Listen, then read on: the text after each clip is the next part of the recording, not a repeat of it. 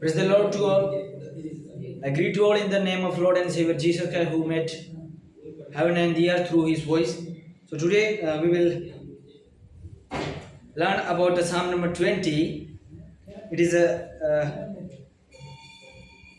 psalm of royal psalm, which is come under the category of royal psalm. And when we go through the psalms, we will come to know that it has 9 verses, and it is a psalm of royal psalm in Hebrew, not in English language. It in its original language, it's known as a royal psalm.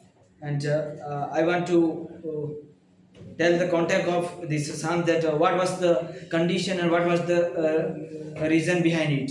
First, maybe this psalm is written in the time of uh, king who is going to battle with another tribes, means he is going to do war with another state or nation.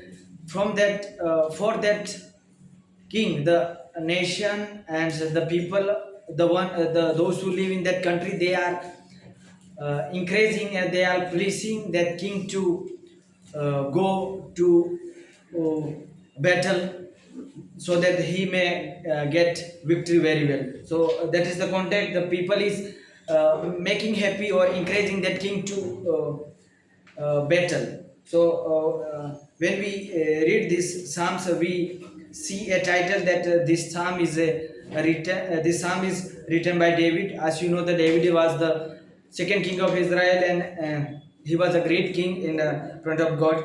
He did many mistake in front of God, but after that we see that he repented his heart and he came towards God.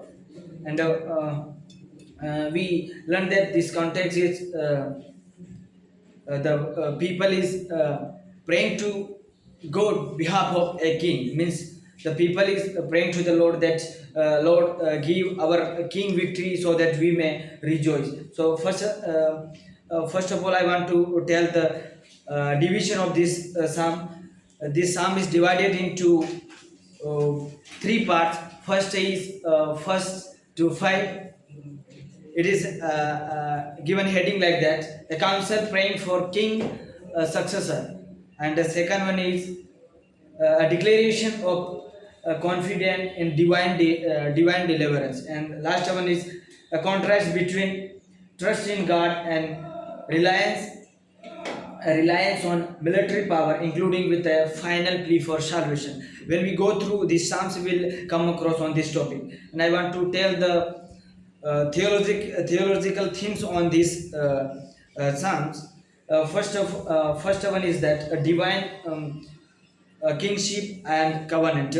When we go through this all psalms, we will come across on these topics. First one is the divine kingship and context. This verse we find in 20, Psalm number 20, verse 1. May the Lord answer you in the day of trouble. May the Lord of the Jacob, of the name of the Jacob of God, protect you. Means here not is written that the means it is a covenant, but it's when we study about the Jacob, God has made a covenant with Jacob that I will the great kingdom, or the great king will come out to your generations. That is the covenant. That is the promise that given here. And second one is the role of king. When we see in chapter verse 6, we see that the what is the role of that king. I know that the Lord saves his anointed. He will answer him from holy heaven with the saving mighty and his right hand. When we read verse 3, we will come to know that the what is the role of that king. He will answer us from his holy temple. And third one is trusting God various human power. In chapter 20 verse 7, it is said that trust in God instead of believing any human being. Means when we read this 7 verse, we will come to know that we need to believe in God and we need to trust in God's mighty, not in people. That's why the verse is saying like that, some trust in the chariots and some in horses, but I trust in the Lord in the name of the trust in the Lord our God. Means he is saying that I will trust in, or I will believe in the name of the Lord, not in human power or not in human. Means many times we are thinking that if troubles come to me, I will ask something help from my father, mother, and my parents and my friends. But the psalmist is saying that if the troubles and if the adversaries come to my life, I will ask and I will seek guidance from the Lord, not for human being. That is the third point. And the fourth point is worship and sacrifice. This psalm is showing us that how to worship God and how to sacrifice to the Lord. This is mentioned in chapter verse 7. Also, it is. Verse 3 is written that may he remember all your offerings and regards with your favor and burnt offering and burnt offering. It gives us instruction that how to sacrifice to the Lord and how to worship Him. Last one is salvation and victory. The psalmist is written.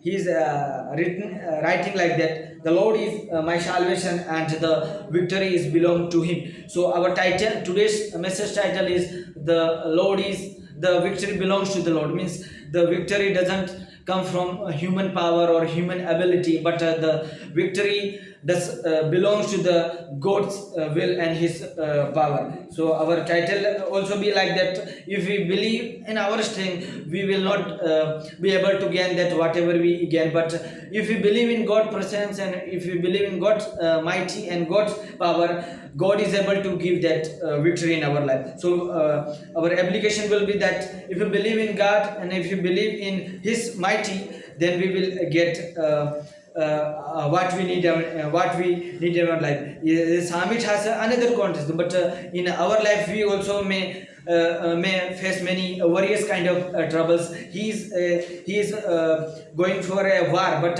in our context we see that many kind of troubles. Maybe we have problem of our family. Maybe we have problem of study. Many kind of problems we are facing nowadays. So what we need to do?